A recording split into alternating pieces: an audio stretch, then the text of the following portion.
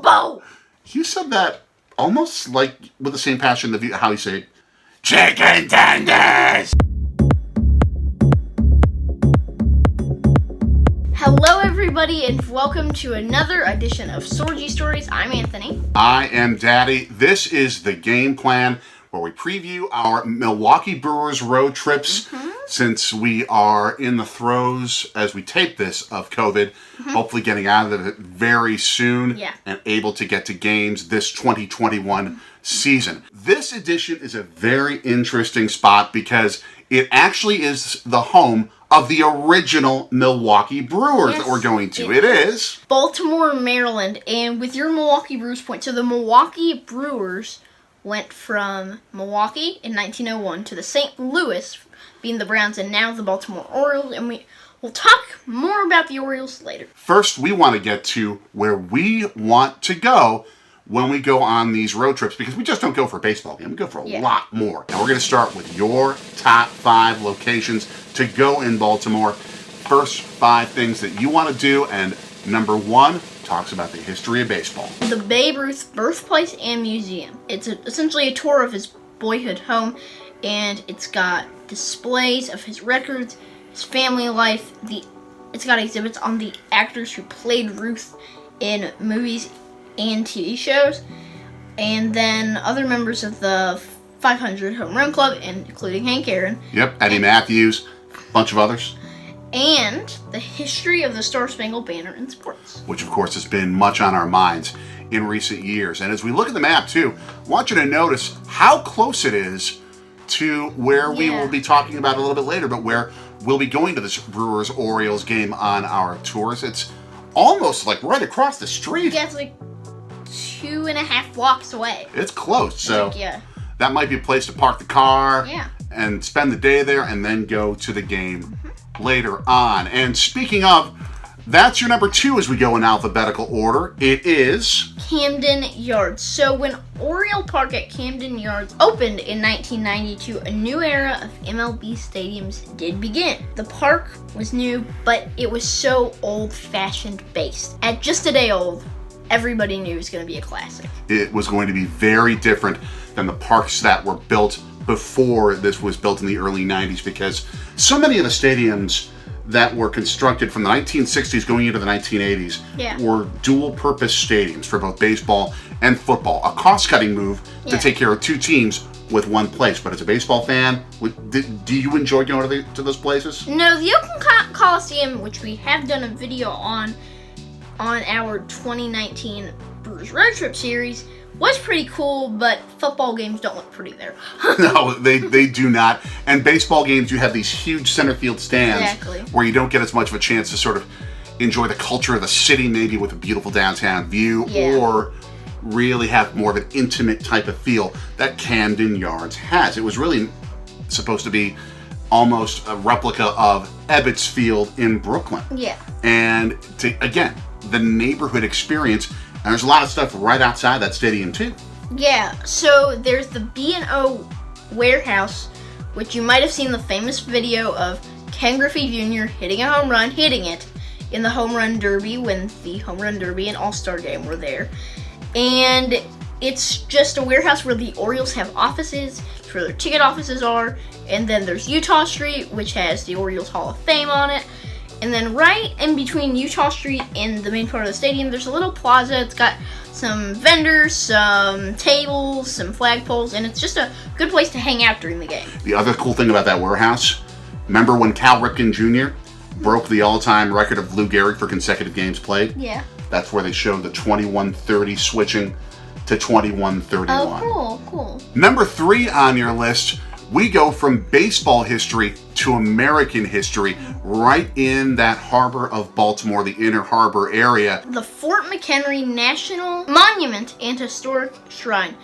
It's the site that inspired the Star-Spangled Banner from the fight in 1814 during the War of 1812, where the British tried to attack America, and where they actually burned down the White House. And where Baltimore was successfully defended here at Fort McHenry National Monument. It's what inspired Francis Scott Key to write the Star-Spangled Banner. And there are so many different experiences you can have at this place. It's a place where you could spend close to a day just experiencing all the fun there. Your number 4, you have been tending to pick a lot of zoos, and this is another good one. The Maryland Zoo in Baltimore. 1,500 animals on 135 acres.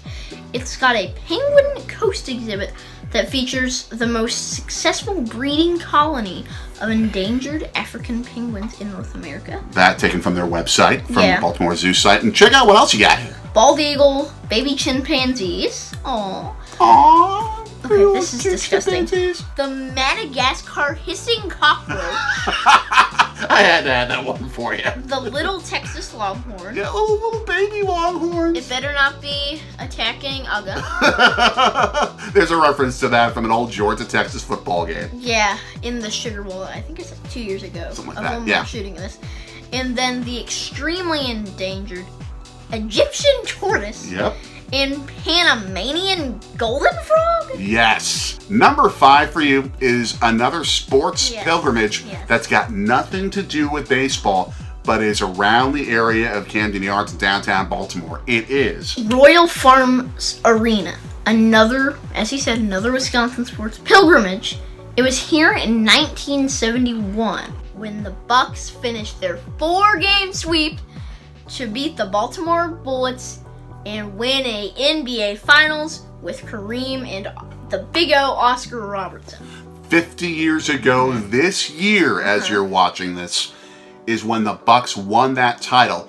And really that season, the Bucks were one of the greatest teams in the history of the NBA. They didn't win as many games in a regular season as, say, the 1996 Chicago Bulls. They won 66, the Bulls won 72.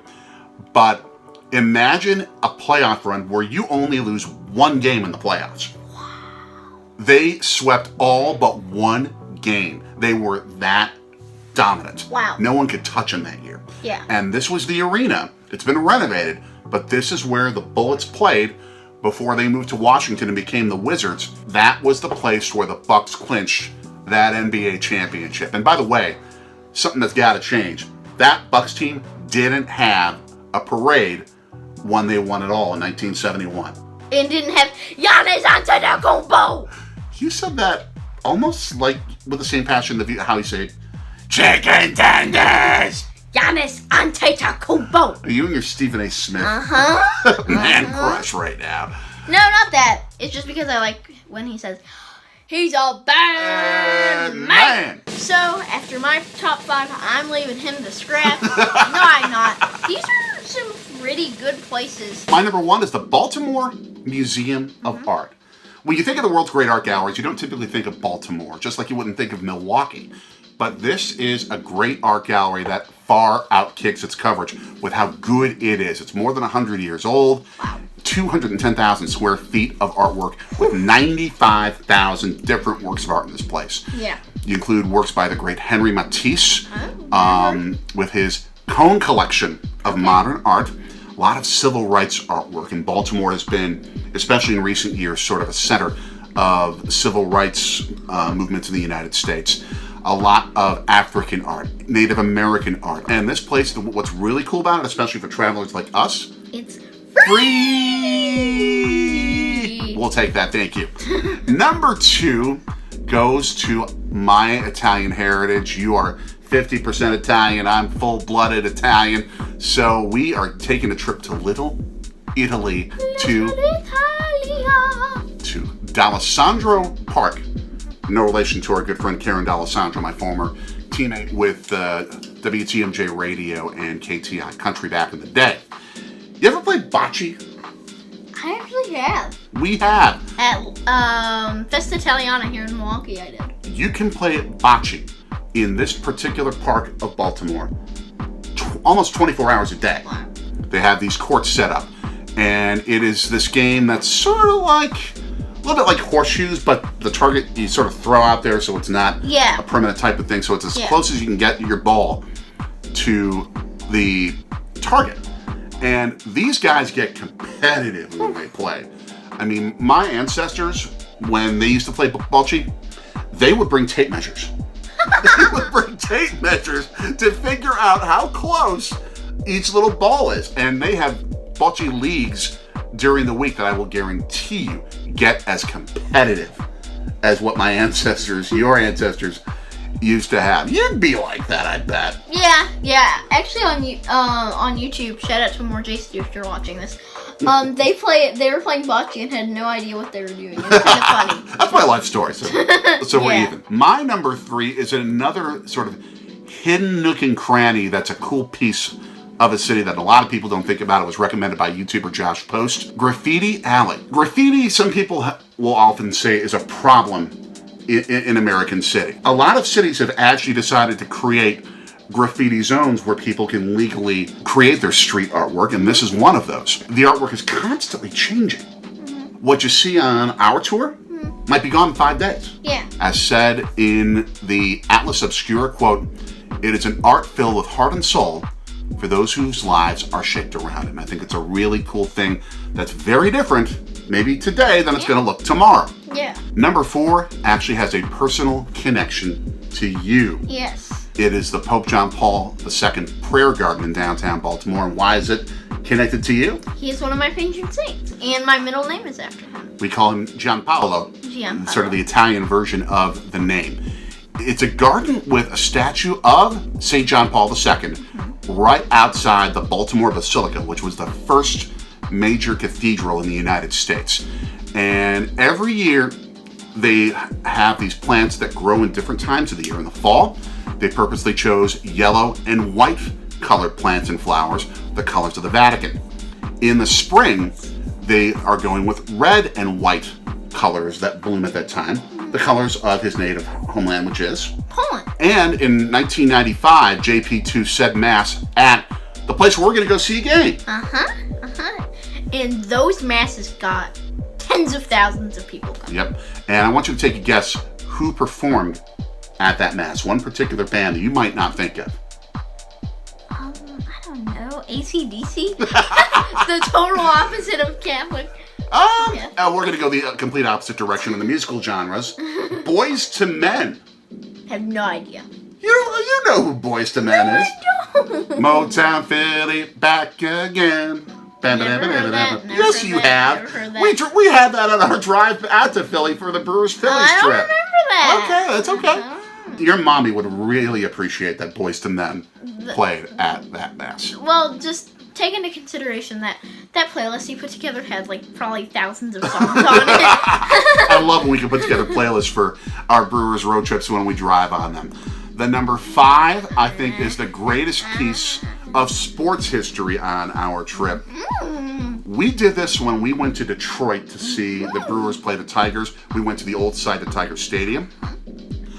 We're going to go to Stadium Place, which is the location of where the Brewers will play the Orioles and where the Packers would play the Baltimore Colts at the old Memorial Stadium. Don Shula coached the Colts? Don Shula coached the Colts in the 1960s. Never knew that. And when they would play back in the 60s, when Lombardi's Packers would play Shula's Colts, those were wars. The winner of the Western Conference of the National Football League, why Baltimore was in the West doesn't make sense to me, but it was. Stick Dallas out there. 7 times, actually 8 times that decade, I should say, either the Packers or the Colts won the West. This game decided who would play for the NFL title for most of that decade. Yeah. And they had some fantastic games.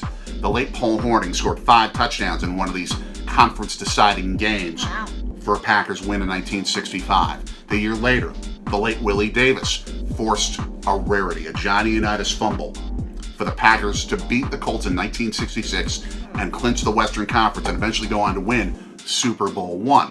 This was also the place as a Brewers pilgrimage when in 1982 the Brewers played the Orioles in a 4-game series and were up 3 games in the standings. So you just had to win 1 game to win the division. Remember what happened? You weren't alive for it, but I told the story. They won. Well, it wasn't that easy. The Orioles won the first 3 games. So they almost blew it. They were tied going into the final game. And the Brewers, with 2 Robin Yount home runs, won that game and won the Eastern Division. It clinched the best record in baseball and to get to the playoffs. This stadium, though, was so much of an anchor of this community. It sat more than 60,000 people, and the seats were so close in, sort of like what Lambeau Field is. Yeah. They used to call it, because of the noise that they create, the world's largest outdoor insane asylum. But I can't wait to take you on to this field and recreate and just sort of take in the history of that place and play catch like we did in Detroit. Yeah. I cannot wait for that. You probably can't wait for what we want to do next week, because in Baltimore, this city outkicks its coverage like it does with art, it does with food as well. So, before you go and watch that next week, you have to like, share, subscribe, hit that bell, ding, ding, ding. Comment. What is your favorite place to go in Baltimore if you've been there, and if you haven't, where do you want to go? All I have to say about the next episode of Stories is prosciutto. Okay, we don't need to get into the opera right now. Hey, you started it. You started it. Prosciutto. You don't want to hear me sing anymore. For little buddy, I'm Daddy. Can you take us out? So long from Storgy Story Studios in Milwaukee. See ya, folks.